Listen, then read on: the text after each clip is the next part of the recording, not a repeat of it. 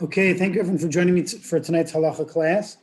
A Tuesday night slot, hands-on Halacha. We're dedicating tonight to Hilchos Chanukah because tonight is, of course, the last night before the last Halacha class we're having before Chanukah begins, starting in just 2 nights from tonight, which is a little hard to believe, but it's true. This Thursday night is the first candle of Chanukah. Here's my prop. This is the Alt family menorah. Silver menorah, and I'll be using that a little bit later when we talk about the proper order and setup for your candles. Okay, let us begin. The first thing to discuss is how many do you need to light on each night? So that we're familiar with, but what's important to be aware of is that the Ikar Hadin, the primary halacha, is ner ish ubeso, which means 1 candle per household per night. That's it. No additional candles, no 2, 3, 4 for every additional night. That's the letter of the law. I actually was listening to a recording from a Rav in Baltimore, and he said that he spoke to a student of the Chafetz Chaim, I believe it was a student, who lived in Radin at the same time. He was alive in Radin when the Chafetz Chaim was still alive. And he said that in that time, the average person in Radin, you know what they did on Chanukah? They put 1 candle in a potato. That's what they did. Each night, all 8 nights, 1 candle in a potato. They didn't even have a menorah, let alone enough money to afford candles or olive oil for eight of them for the 8th night. But today, we certainly have much more disposable income than they did then. And even someone who's not so well off doesn't find it too hard to afford candles and olive oil. It's not nearly as expensive as it once was. And therefore, it's pretty universally accepted to do what's considered mahadrin mina mahadrin, which is the highest level of the mitzvah, which is fulfilled by lighting 1 candle the first night, then 2 the second night, 3 the third night, etc., etc. There is a machlokas in terms of the rest of the family. A machlokas between the Machaber and the Ramah. The Machaber, the Sephardic authority, says that once you go up to mahadrin min mahadrin, then you only have 1 menorah for the entire household. And that 1 menorah covers the entire household, and it goes 1, 2, 3, 4, 5, 6, 7, 8 over the course of the 8 nights of Hanukkah. The Ramah, the Ashkenazic authority, he says no. He rules that in the mahadrin min mahadrin stage, all of the members of the household light the menorah. So what that means is certainly every adult male would light the menorah. And even children are included as far as the mitzvah of chinuch is concerned, that once they are of age, that they are able to be trained to do mitzvos. So then we have a mitzvah to provide them with a mitzvah as well, so that they should start training early. Now, what's interesting is that women are obligated in Hanukkah, even though it is a time-bound mitzvah. And typically speaking, women are exempt from time-bound mitzvahs, such as the recital of Shema, being the prime example. Chanukah is an exception to the rule because of an idea of af heim ba'oso hanes. The women were very much a part of the miracle of Chanukah. There's even the very famous story of Yehudis, that one Jewish woman that was taken by the general and cut off his head, and kind of triggered the beginning of the war with the Hashmonaim. And for that reason, women are specifically included in the mitzvah of menorah.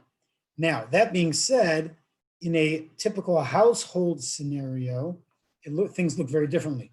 There's a concept of ishto kigufo, which means that a man and husband and wife are considered one unit. And one of the manifestations of that concept is Chanukah, in that a husband and wife only light 1 menorah. The husband is typically the one that does it on behalf of both of them. In a scenario where the husband's not at home, and the wife could light the menorah for him and cover his obligation that way. Girls, meaning daughters, there are different minhagim. There's no clear set rule about what exactly should be the rule for girls. On the one hand, in theory, it makes sense that if women are included in this mitzvah and they are of age to be trained, then they should be trained just like the male children of the household. But there are others who argue that no, women are different. For a married woman, she doesn't light her own menorah, so therefore daughters do not need to be trained. And there are different minhagim, and everyone should kind of do whatever their minhag is. So that's in terms of who's obligated and how many candles to light. So now the next major topic to discuss is where do you position your menorah? This is a pretty significant discussion.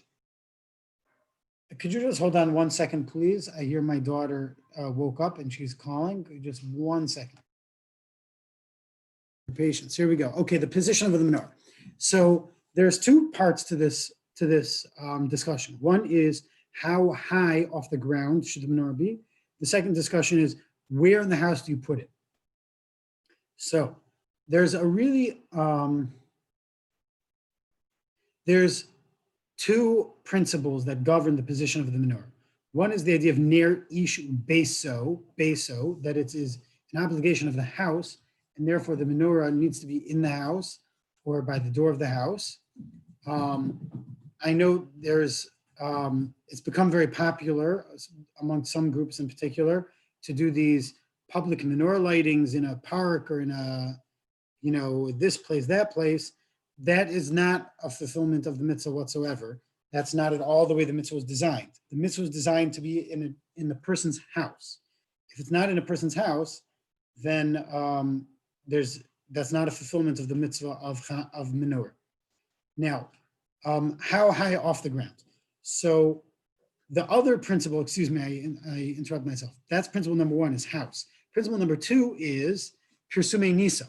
There's a concept which comes up again and again in Hilchos Chanukah, menorah, of publicizing the miracle. We want people to know, we want it to be clear, visible, known that about the miracle and publicize it.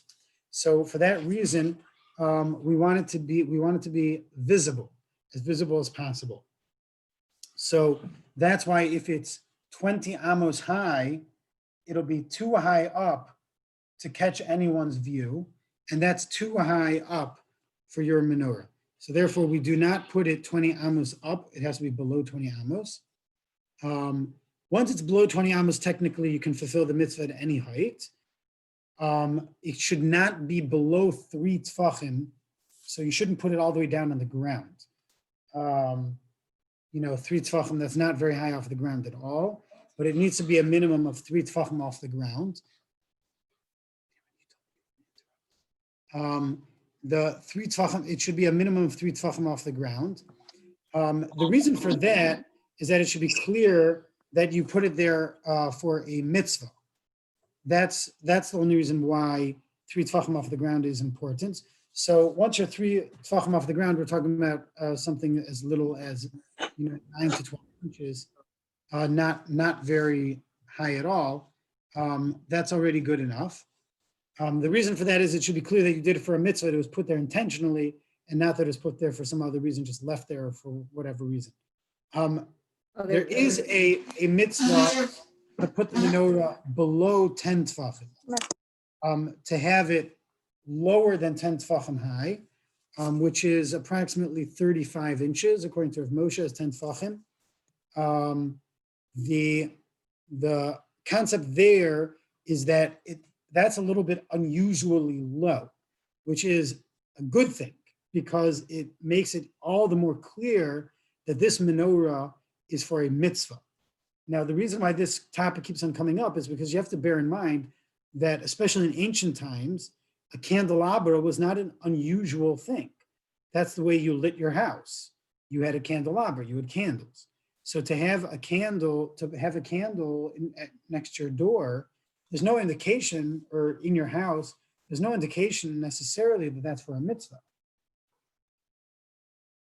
There's no requirement to have a menorah that looks any specific way. It could be any type of menorah. So that is why having it an unusual height makes it clear that it's for a mitzvah, which is important. So that's in terms of the height. So the most critical thing is below 20 amos, above 3 tfachim, which is pretty simple, pretty easy to accomplish. And ideally, when it's possible, below 10 tfachim, below 35 inches. Now, where in the house do you put it? So here's there's a very, very interesting reality that exists with menorah that many of us are aware of, is that there's a divide between Israel and Chutz La'aretz, in Eretz Yisrael and outside of Eretz Yisrael. In Eretz Yisrael, everyone lights the menorah in one specific spot, which is right next to the door. If your house opens up to the Rishus Harabim, to the street, then you put it at the door of the house. If you have a courtyard in front of your house, and then you put it at the door of the courtyard, which is facing the public domain. And anyone who had the opportunity to be in Israel for Chanukah, it's really a special time to be in Eretz Yisrael, because there are just menorahs everywhere. You walk the streets right after candle lighting time, and it's absolutely gorgeous. And that's intentional. The Mishnah, the Shulchan Aruch writes that you're supposed to put it next to the door outside.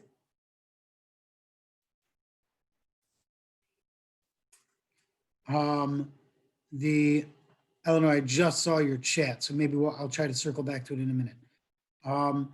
So the Shulchan Aruch writes to put it next to the door, ideally on the opposite side of where the mezuzah is, so that you're kind of encompassed with mitzvos, and it should be within 1 tefach, very close to that doorpost. Now, the Shulchan Aruch writes there's one exception for this, and that is b'shas sakana.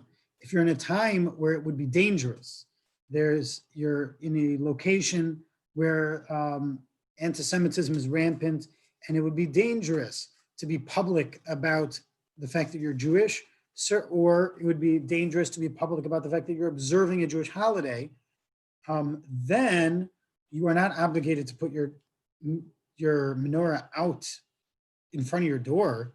That's very public. You light it inside your house. No one has to know. You put down the curtains, put down the blinds, your family sees it, and that's enough. There have been many, many generations, eras, times in throughout this very, very long galus, this very long exile, where the Jewish communities have lived in a place that was not safe to put a menorah outside. And for that reason, the minhag of Chutz La'aretz has developed to light your menorah inside the house. What's unusual and fascinating is the fact that the halacha remains that way even today, even in the best of times, even when there is not really a considerable concern or threat or danger in putting your menorah outside. Nonetheless, the minhag in America, in Chutz La'aretz, remains to light your menorah inside the house. Now, if you're lighting a menorah inside the house, where do you put it? So the simple answer is it doesn't make that much of a difference. That's the truth. The poskim write very clearly, once the focus of the menorah becomes in the house instead of out of the house, then exactly where you're facing the public domain and where people are walking by is much less significant, because the primary publicity of the mitzvah is taking place with the family seeing it. That's kind of the nature that the mitzvah has evolved to in Chutz La'aretz. Nonetheless, we still do what we can when it's appropriate. So what that means is, for example, the Ramah writes that one should still light the menorah next to their door, even though it's now on the inside of the door. They should still light the menorah next to their door. across from the mezuzah, surround yourself with mitzvos to kind of maintain the minhag that always was. The Mishnah Berurah chimes in and says, well, if you have a window which faces the street, and when you put your menorah in your window, everybody's going to see it now, and of course, we're dealing with a scenario where it would be safe to do that. Now you're in a scenario where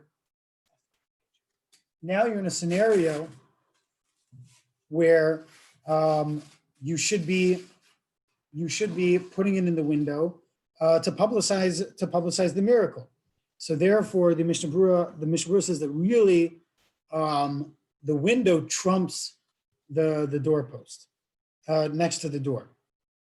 If you have a setup where next to your door it could be seen from the street, so then you've got the best, and you got the best of both worlds. There are different minhagim exactly in terms of how this is done. Some will stick to the minhag of putting it next to the door, despite the Mishnah Berurah saying the window. Some will follow the Mishnah Berurah and put it in the window. Some people don't have a window where anyone's really going to see it, and then for that reason they put it by the door. And some have the minhag, Hasidim in particular, they put it on the table. They don't put it by the door. They don't put it by the window. That's the kind of accepted Hasidish minhag. And as I mentioned, in Chutz La'aretz, when you're outside of Eretz Yisrael, where the focus of the mitzvah is publicizing it to your own family, to whoever's in the household, it is really not so critical exactly where the menorah is, assuming it's at the appropriate height. And it's all a discussion of, what's the best, what's the most ideal. Okay, let's now move on to the next topic, which is when you light your menorah. So this is another scenario where there becomes a divide between Eretz Yisrael and Chutz La'aretz, in Israel and out of Israel. The Shulchan Aruch, the Gemara, talks about an idea of tichla regel min hashok. So there's two things we need to talk about. What's the earliest and what's the latest for lighting the menorah? So there's an idea of lighting, the Shulchan Aruch paskins, you should light at sof shkia. That's the language of the Shulchan Aruch. What does sof shkia mean? The Mishnah Berurah explains it means tzeitza kochavim. So this is the time that we're used to when it comes to Shabbos. In this particular scenario, we're going to consider some of the opinions which don't go quite as late as far as tzeitza kochavim is concerned. And therefore, there is a range of different minhagim. 72 minutes would be the latest, some 60, some 40, some 30, etc. But then there's a whole nother factor here, that there's a whole different slew of authorities that argue with the Shulchan Aruch, and they say, no, what's meant here is the beginning of the second shkia. So now, without getting into all the details of what that means and the complications of that, the beginning of second shkia would be approximately 15 minutes before tzeitza kochavim. So that would push it up to a little bit earlier. One of the times that many people follow is Rav Moshe Feinstein of approximately 25 minutes after sunset. The Vilna Gaon is earlier. The Vilna Gaon says approximately 15 minutes after Shkia, which is why in Eretz Yisrael, it's much more common to have people lighting the menorahs earlier, because the minhag hagra is very, very common in Eretz Yisrael. Whereas in America, the Zman, many more people follow Moshe Feinstein of 25 minutes. Now, let's say someone can't manage that. They're not going to be home at that time, and they're not going to be home until very, very late. Can they light earlier? So the answer is yes. The Shulchan Aruch says that if someone is tarud, if someone is very busy and they're preoccupied with other things and they don't have a way of doing this, they could light even before sunset, as early as Plag HaMincha. And a great example where we all utilize this halacha is Erev Shabbos. Because when it's a Friday, and Shabbos is about to begin, you can't light a menorah on Shabbos because you're not allowed to light fire on Shabbos. So, and when do we start observing Shabbos? Sunset. That's well before any of the times that we mentioned. So therefore we light even before sunset, but we make sure to light specifically after Plag HaMincha, which is 1.25 hours before sunset. And again, these are not 60-minute hours. These are shozmanios, halachic hours, which during the winter is typically shorter. So we're really talking about closer to a 60-minute hour before sunset would be the earliest. So that's the earliest. The opposite end of things is the latest. So what the Shulchan Aruch writes is that there's a concept of tichla regel min hashuk. So what that literally means is when there's no more feet in the marketplace. So the concept is that in the times of the Gemara, what was common was that as soon as the sun started to set and it started getting dark, that's when the marketplace would empty out. That was rush hour. That's when everybody was making their way home because they wanted to get home before it was pitch black. That was kind of the common practice in those times. That time frame is the ideal time to have your menorah lit because then you're going to get maximum publicity because that's when you have maximum people passing through. That is the ideal time. So therefore the Shulchan Aruch writes, you want to keep your menorah going until that time frame, which is considered 30 minutes from when you start. Once you get past that time, you've passed the ideal time for lighting the menorah.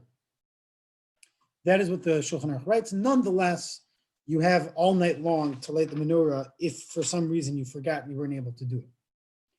Now, all of this really is only relevant for Eretz Yisrael. All of this is only really relevant if the focus of your menorah lighting is the people on the street. You're trying to grab their attention. You're trying to publicize it to them. You're lighting your menorah outside. So then it makes a lot of sense that the timing should be timed out in a way that you're going to maximize publicity to people passing by outside of your house. The Poskim writes, the Mishnah Berurah, the Ramah writes that today in Chutz La'aretz, outside of Eretz Yisrael, when we're not lighting our menorah outside, so then our publicity, as we mentioned, is primarily for the family. Now, all of a sudden, the time frame of people passing through the street is not really relevant. It's not really the focus. So therefore, we end up again with a similar halacha that you have much more leeway in terms of timing, and really the ideal time for us in Chutz La'aretz is when the family will be present. So, if you have a couple of people in your household which are not going to be home until a little bit after the ideal time to light, it's better to light when everyone's going to be home than to light earlier and then they come home and then it's already burnt out. That's the change that has occurred. Now, despite this, it's still ideal to try to stick to the original time frame, but there is more leeway in Chutz La'aretz when the focus is within the family. Getting back to the scenario of someone that forgot, or let's say someone was stuck and wasn't able to get home until very late, so then we mentioned the halacha that one could light all the way until daybreak, essentially, could light the menorah. However, the Mishnah Berurah adds, you need to have some family members awake. You should not be lighting your menorah if nobody's awake to see it. That you should not do. That's already too late. The Mishnah Berurah even says it's appropriate even to wake somebody up so that they're present to witness the lighting of the menorah whenever that's relevant. Okay, now let's say for whatever reason a person couldn't make it, or the person was stuck in the hospital, or something happened, they missed one of the nights of Hanukkah. So they lit the first 3 nights and they missed night number 4. And now the following night, how many candles should they light? The last time they lit their menorah, they only lit 3. But now it's night number 5. So what are they supposed to do? Are they supposed to continue where they left off?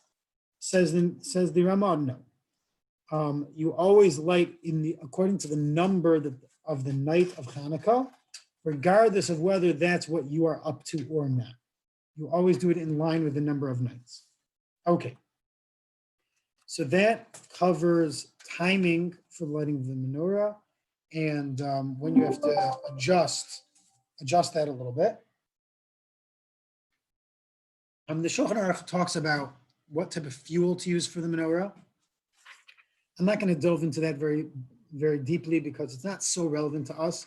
The only thing that the most important thing is to have a nice, clear, flame. That's the most important.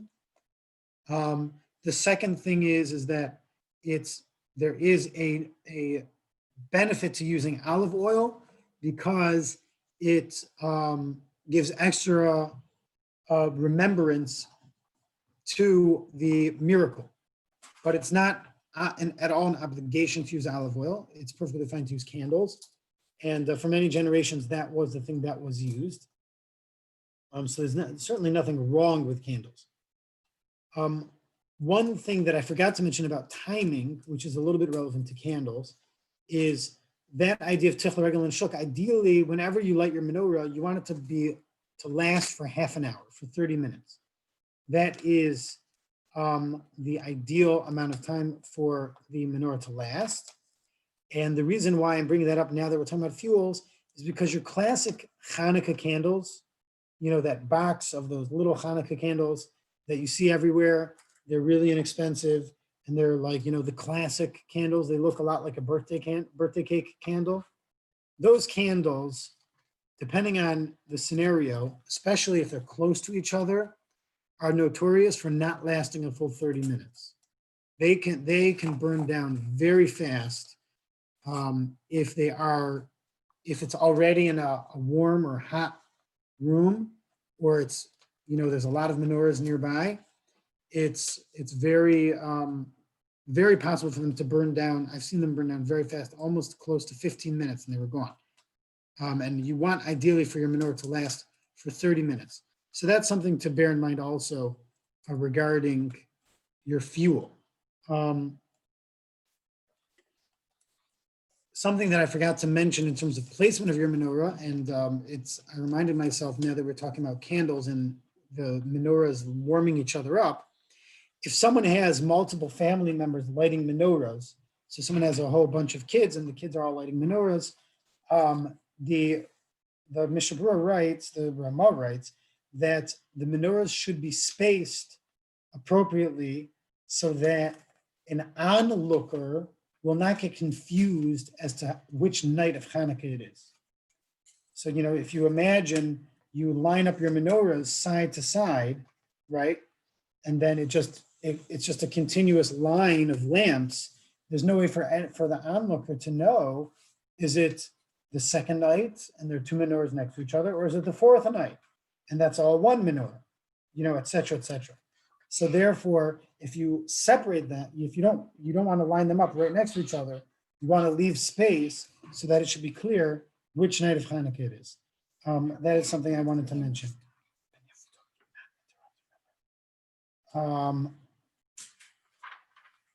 So let's move on now. Okay, so we mentioned that. We spoke about the fuels. One more thing about fuel. When it comes to, there's a halacha with menorah, which is an important halacha to be aware of. This is actually mentioned explicitly in the Haneros Halalu song. Ein lanu rishus lihishtamesh bahem. We are not allowed to use them. The lights of the menorah are specifically for mitzvah. They're designated for a mitzvah. They are not supposed to be used. This is in contrast to Shabbos candles. Shabbos candles are meant to be used, not for reading fine print, or not for reading because of a concern that you'll tip it on Shabbos, but anything short of reading to illuminate your Shabbos table. That's what they're there for. A menorah is not to illuminate your room, your house, your Shabbos table. That's not its purpose. You are not supposed to use the light of the menorah. Additionally, the oil that is used is designated for mitzvah. It's mitzvah oil. And therefore, if someone's menorah would get blown out before those 30 minutes, you should not be using that remaining oil for anything other than a mitzvah. You should not be using that for your salad dressing or whatever it is, to moisturize your hands, whatever you're using olive oil for. You should not be doing that. Now, if it's more than 30 minutes worth of oil, so let's say, for example, your menorah is burning for 30 minutes and then you realized, okay, it's lasted for long enough, and now I blow it out, which you are allowed to do, by the way. That extra oil technically is not considered designated for a mitzvah and could be used for other purposes. There are some opinions that say that if you didn't specifically have in mind that you're going to use the remaining oil, so then when you poured it in, we kind of assume that you're going to use it all for the mitzvah, and therefore it all becomes designated for the mitzvah. Now, technically speaking, the letter of the law, we rely on the lenient opinion. However, the Mishnah Berurah makes the point that it is ideal not to do that. It's ideal to either say it explicitly or use it all for the mitzvah. That is as far as the. One more thing about this point. The shamish. This is the primary purpose for the shamish. So here's my menorah. If you count them, we have 1, 2, 3, 4, 5, 6, 7, 8. This is the menorah itself. This guy is called the shamish. It actually comes off in my case. Most menorahs they don't design it that way, but with mine it was designed that way. The shamish is used to light the other ones, but that's not its primary function. Its primary function is to have a non-mitzvah flame next to the mitzvah flames, such that if I would come close and end up using the light, I can kind of say that I was only using the shamish. I was using this, that was the light I was deriving benefit from. So it's a sort of safeguard. It's intentional that lamp is what's used to light the other ones, because that makes it clear that it's different than the rest. And the word shamish, by the way, just means like helper or to make use of something, is shimush, is to make use of something. So shamish is the one that's being used. That's really all it means. Now the shamish is it's ideally supposed to be raised higher than the rest, and that's for the similar purpose that when that flame is higher than the rest of the flames, then you're more naturally going to be deriving benefit from that light before you're getting benefit from the rest of the light. That's the theory behind raising the shamish. Okay, so that is that in terms of the menorah and the shamish and the fuel. There's one last point, save the best for last, which is the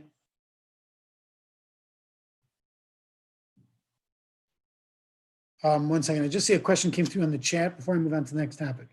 Can you blow out the shamish, since it is not one of the 8, if you are short on candles, or can't you use it for more than one menorah at a time? Yeah, so that's a good, okay. So the shamish, the question was, let's say I realize let's say I use my shamish and then I don't have enough candles. I'm gonna run out of candles if I let this guy burn down on the first night. So can I save it and then use it for one of my 8? Another question of a similar vein, let's say I have 2 menorahs, can they share a shamish? So technically speaking, yes, because again, this is all a safeguard. This is not the letter of the law to have a shamish at all.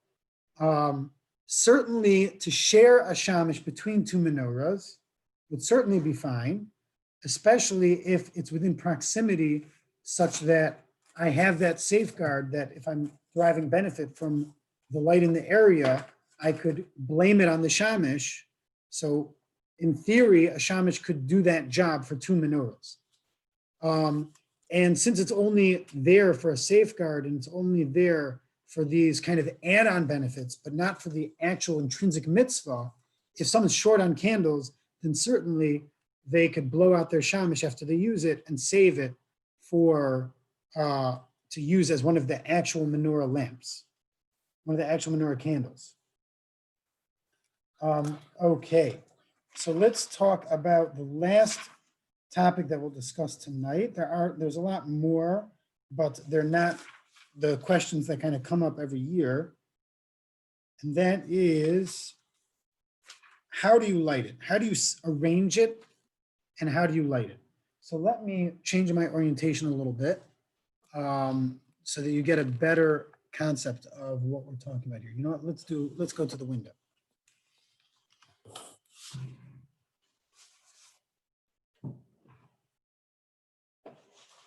Okay, so here's the window. This is probably the window I'm going to be using to place my menorah.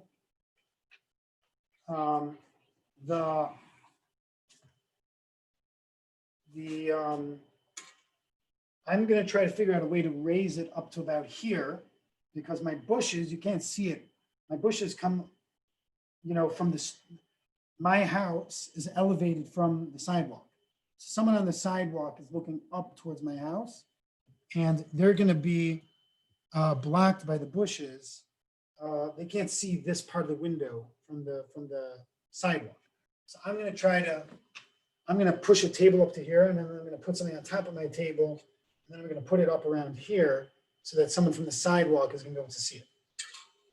Okay, so here we go. Let's see. Let me get you a little closer. So there's the rules in terms of the order of lighting your menorah. Again, another important thing about this is not something that's going to make or break your mitzvah. You will fulfill your mitzvah you will fulfill the mitzvah even if you light it in the wrong order or you set it up in the wrong position. It won't negatively impact on your mitzvah. But there is the ideal way to do it. The ideal way to do it is a combination of 2 principles. There's one principle in Halacha that we always move to the right. This is derived from the Mizbeach and different sources, but it comes up in a number of different places in Halacha that we move towards the right. So this is my right. So I want to move in this direction when lighting. The other principle, which is specific to menorah, is that we favor the new candle. The reason for that is that the new one, the one that's being added, is the one that represents or is the most involved, if you will, with the idea of mahadrim and mahadrim, the idea of adding more every single night. So the way that to combine these two concepts is to set up your candles from right to left and to light them from left to right. Let me get a couple glass cups to demonstrate this a little better. Give me 1 second.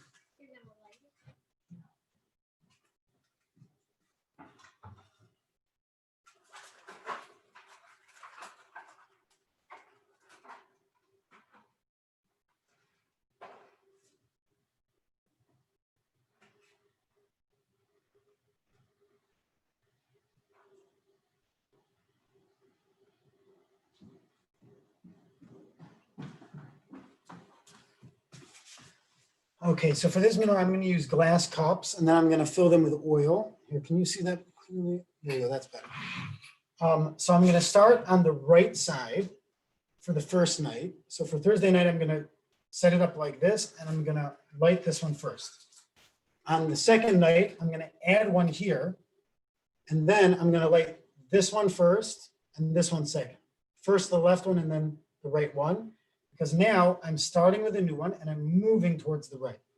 And I'll continue that process. The third night, I'll add one here, and then I'll add fourth night here, here, here, here, here. And each night I'll start from this side with the newest one that was positioned, and I'll light going towards that direction. And that will achieve both goals of starting with the new candle and moving towards the right. In terms of the sequence of lighting with the brachos, there are 3 brachos that are recited on the first night and 2 brachos that are recited on the second night, on the rest of the nights, excuse me. There's the typical bracha for a mitzvah, which is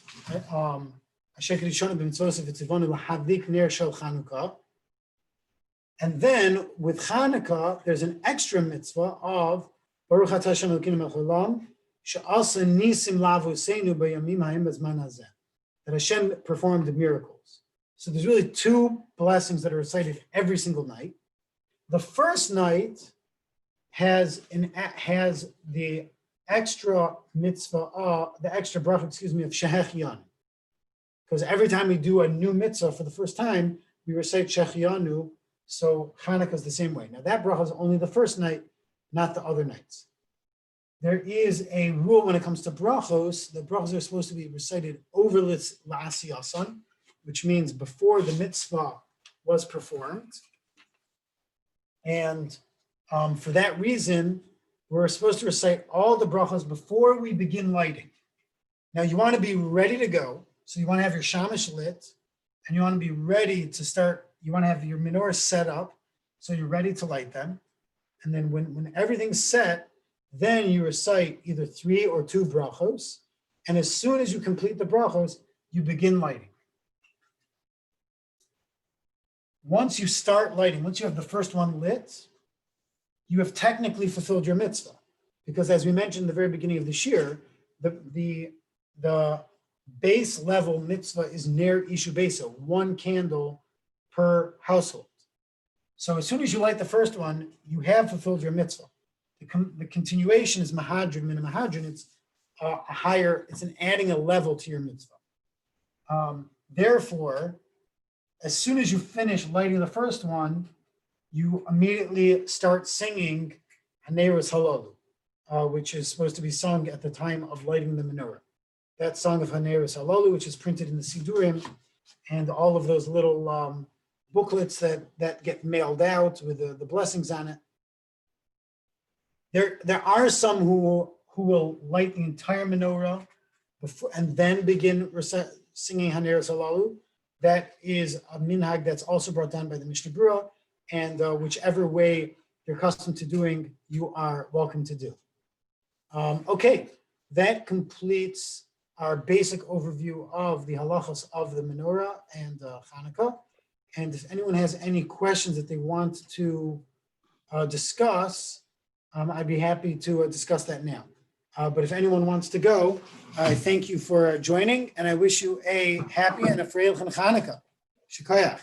Thank you. I've